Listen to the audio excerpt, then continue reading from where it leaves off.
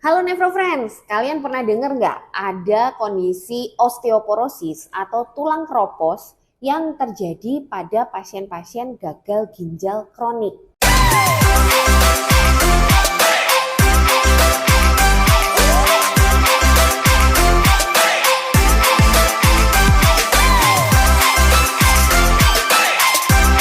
Saya pernah sedikit singgung ya tentang tulang keropos atau osteoporosis ini pada pasien gagal ginjal kronik di video saya sebelumnya, di mana saya menjelaskan beberapa gejala yang cukup khas terjadi pada pasien-pasien gagal ginjal kronik.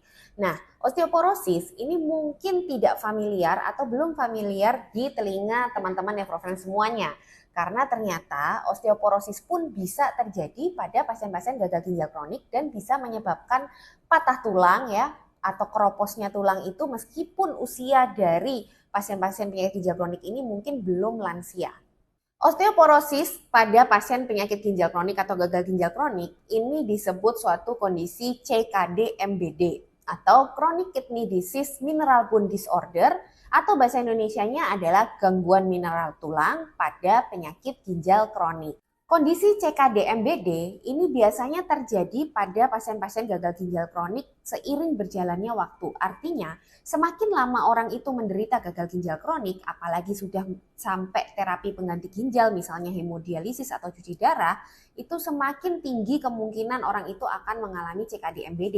Jadi biasanya di atas 5 tahun orang itu menderita gagal ginjal kronik atau di atas 5 tahun orang itu mengalami atau menjalani cuci darah atau hemodialisis. Ada dua mekanisme dasar yang menyebabkan kondisi CKD-MBD pada gagal ginjal kronik.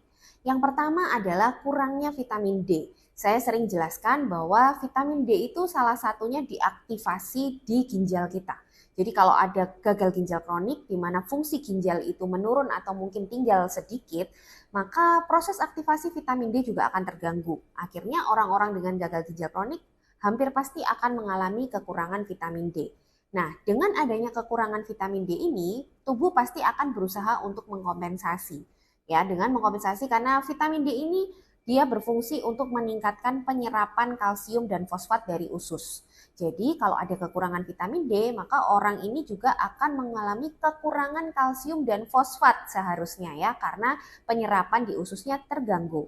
Tapi ada faktor kedua pada orang-orang gagal ginjal kronik, yaitu karena adanya gangguan proses pembuangan atau ekskresi dari ginjal, maka yang namanya fosfat itu jadinya nggak bisa keluar dari tubuh, di mana fosfat itu jalur utama pembuangannya adalah lewat ginjal.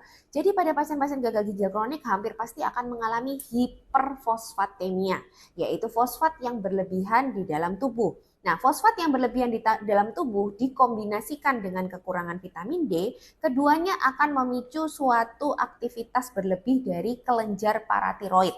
Kelenjar paratiroid itu adalah kelenjar yang ada di belakang kelenjar gondok atau kelenjar tiroid kita. Jadi di belakang kelenjar tiroid kita atau kelenjar gondok kita itu ada 4 kecil-kecil kelenjar paratiroid yang berfungsi mengatur metabolisme kalsium dan fosfat. Jadi kalau ada hiperfosfatemia ditambah dengan adanya kekurangan vitamin D, maka aktivitas dari kelenjar paratiroid ini akan sangat meningkat. Jadi hormon paratiroid itu akan sangat tinggi. Aktivitas hormon paratiroid yang sangat tinggi, ini dia bertugas untuk menormalkan kadar kalsium. Karena kadar kalsium itu tadinya rendah ya karena kekurangan vitamin D. Dia bagaimana cara menormalkannya? Hormon paratiroid ini bisa mengambil kalsium dari cadangan-cadangan kalsium yang ada di dalam tubuh kita, di mana cadangan kalsium terbanyak di dalam tubuh kita itu adalah di tulang. Jadi kalau kadar kalsium di darah itu rendah akibat kekurangan vitamin D, maka hormon paratiroid ini akan mengambil kalsium dari tulang-tulang.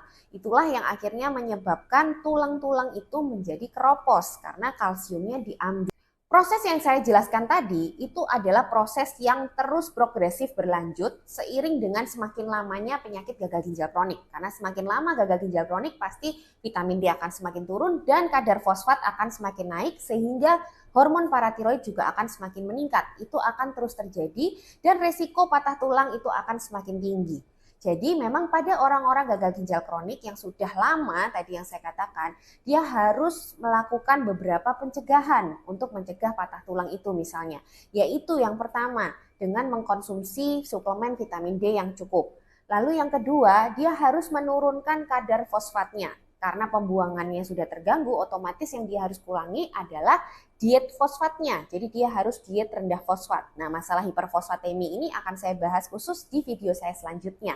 Lalu yang ketiga, untuk menekan kadar hormon paratiroid, ini ada obat-obatan khusus sebetulnya, tapi obat-obatan ini belum ada di Indonesia karena harganya cukup mahal, namanya Sinakalset.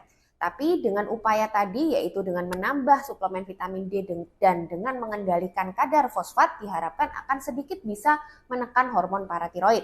Selain itu sebenarnya ada tindakan lain yang juga bisa dilakukan, yaitu dengan mengoperasi atau mengambil sebagian jaringan dari hormon paratiroid yang terlalu aktif tadi. Selain itu, untuk proses cuci darah atau hemodialisis juga sekarang sudah banyak sekali teknik hemodialisis yang lebih bisa membersihkan fosfat ya, karena fosfat itu adalah salah satu middle molekul atau molekul ukuran sedang yang agak sulit juga dikeluarkan lewat cuci darah. Jadi gitu ya Nefrofriend, semoga jelas. Ini termasuk ilmu yang cukup baru, 20 tahun terakhir ini sedang dikembangkan juga di bidang nefrologi. Dan semoga Nefrofriend juga semakin paham dengan kondisi ginjal kita.